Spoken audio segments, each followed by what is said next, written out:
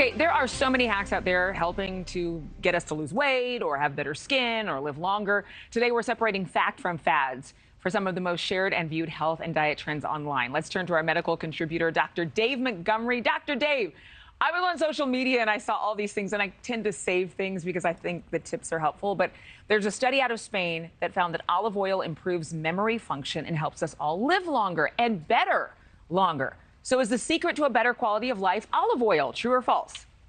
Yeah, well, I sure hope so because I love olives. I hope you do too. I do.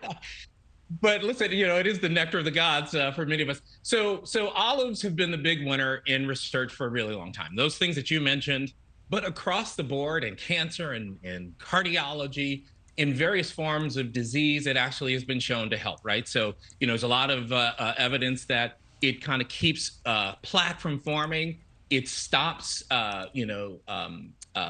clots from forming on top of those plaques in terms of cardiovascular disease.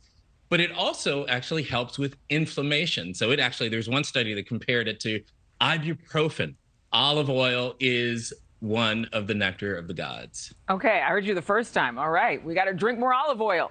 It also is a good suppressant if you are eating too much and you're trying to lose weight. I found that out. They do that in the Middle East. They just swig some olive oil and it makes you feel fuller. I saw this next one on Instagram, 31 million views and counting. True or false? Exercise is the most important thing you can do to live longer, even more important than eliminating bad habits like smoking or if you're obese. If you're a skinny person who doesn't work out, you may die sooner than a heavy person who actually exercises. Is that true? So, I saw the clip of this gentleman, and while I think the statement itself is a really dangerous statement, you can, exercise off, smoking, and you can exercise away bad cholesterol or high blood pressure. I think the spirit of what he's saying is really true, right? For a very long time, we've known exercise is a mainstay of not just longevity, but thriving. You don't want to just be alive. You want to be able to thrive. You want your brain to work well. You want your joints to work well. I think if we say, hey, I can smoke, as the guy said on the clip, you can smoke, but if you exercise, things will be okay. I think that message is very dangerous, and there's no study to show us that, and we should be careful with that one. Okay, let's talk about a study, because I was in my Uber last weekend, maybe TMI, and I was talking to my driver and said, oh yeah, corn is inflammatory, just because of the research I've done over the years in health. And he was like, really? I didn't know corn was bad for you.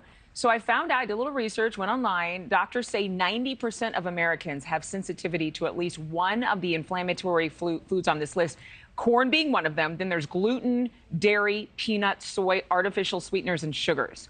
So true or false, 90% of Americans are sensitive to these inflammatory foods. Yeah, so, while I may not, know if the 90% is correct, ask the people who have inflammatory conditions like arthritis or lupus or celiac disease. When they eat these foods, they have an inflammatory response. And so it's really clear that some of these things do cause inflammation. There's a lot of data around inflammation. Not all inflammation is bad. If you sprain your ankle, we want inflammation, right? The immune system does a lot of things like sort of tissue healing.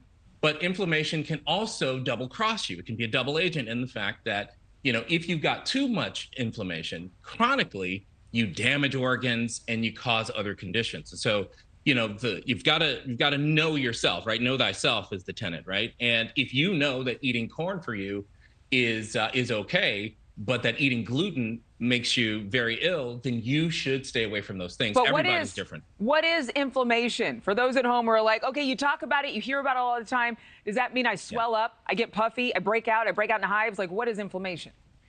Yeah, well, so those things that you just named are sort of manifestations of inflammation, but inflammation doesn't have to be that dramatic. Inflammation is the language of the immune system. When the immune system gets active, it talks to each other, right? The different cells talk to each other through inflammation. And so when you've got an inflammatory condition, you've got to know that your immune system is involved. And when the immune system gets involved, or it's overly involved, right, then you can have pathology and disease. All right, Dr. Dave, thank you so much. And obviously, we want to keep our body in an alkaline state. Maybe we'll talk about that next time. Not being acidic, but alkaline. Would love to. Would love to. There's just so many things that we can talk about. Thank you for watching. Go to newsnationnow.com to find NewsNation on your television provider. And don't forget to click the red subscribe button below to get more of NewsNation's fact-driven, unbiased coverage.